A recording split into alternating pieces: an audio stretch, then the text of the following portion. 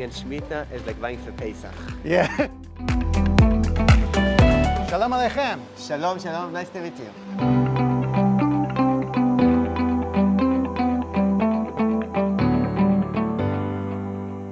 So let's move on to this section over here. We have another option.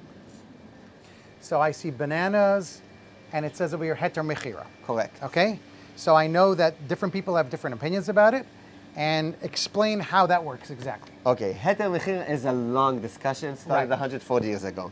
Basically, many farmers don't have an option. They can't go otzar beitin because of many issues, and without heter mechirah, either they will get bankrupt, stop being farmers, Right. or they will work the land without any permit, any Right. permission. So the rabbis 140 years ago, before Rav Kook even, Before of course. before Rav Kook, 140 years ago, Rav Spector or something? Rav Spector, Rabbi Yitzchak Elchanan Spector from Kovna, he was the first one, and he issued the heter mechirah 1889.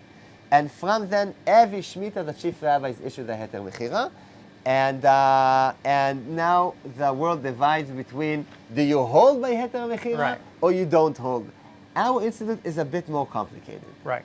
Heter mechirah, all the chief rabbis in Israel, doesn't matter what color they have here, Right. of kippah, they all approve heter mechirah, and they do heter mechirah for the farmers.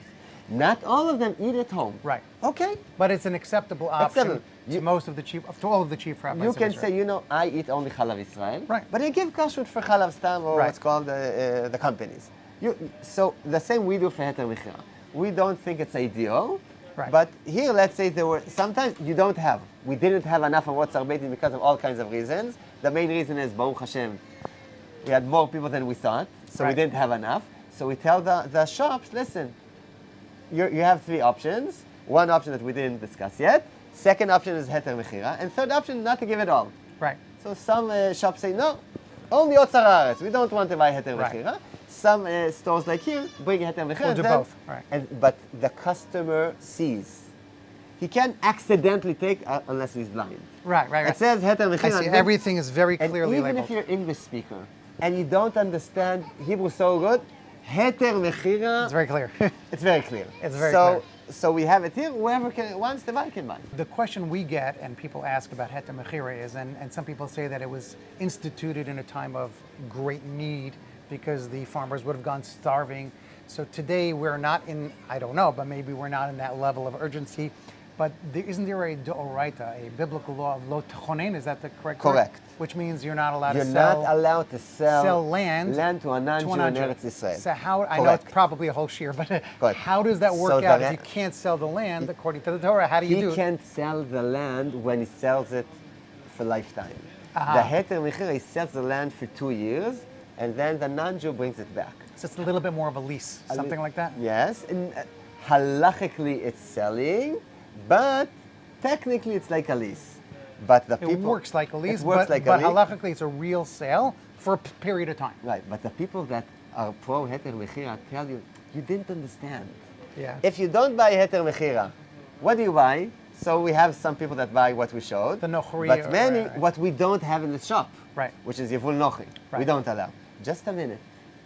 And what land do these non-Jews grow this produce? What land? Eretz In Eretz Israel. Right. The government many times gives land to non-Jews in Israel for Shemitah to grow because there are customers that want that. Right. Don't want heter mechirah, other options. They want that. So isn't that more of a lo techonem?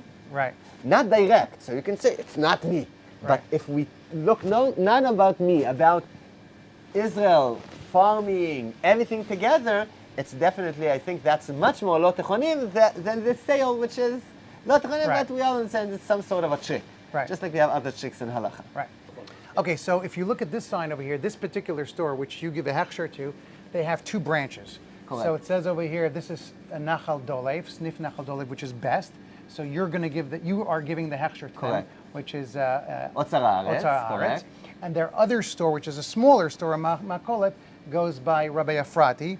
Now you can see over here, they sell some of the same things, but one of the things they have is yivul nochri. nochri, So exactly. let's talk about the people that do buy that and how exactly that works. Okay, first of all, we have to know the facts.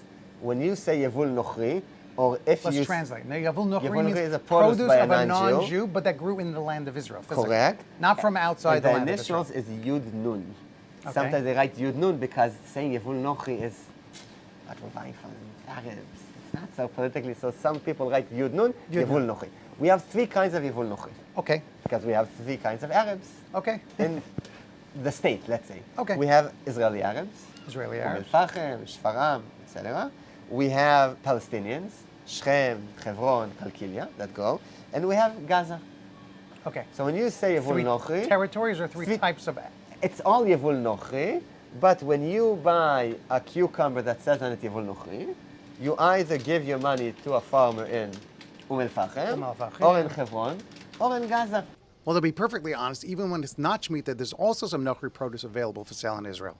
So here's an interesting question that I've heard from people. If you go to a store, even an Arab store in the Shuk, that they say, we got our produce from Hebron, amongst the Arabs, not the Jewish community, and it's 100% verified Muhammad grew these cucumbers in Hebron.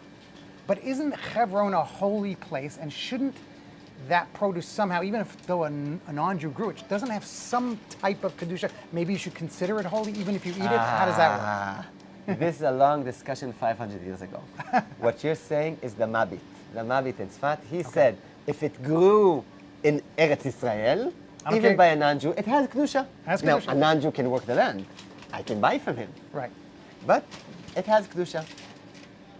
The Bet Yosef, the Shulchan Aruch said, no, doesn't have kedusha, and that's the main psak till today.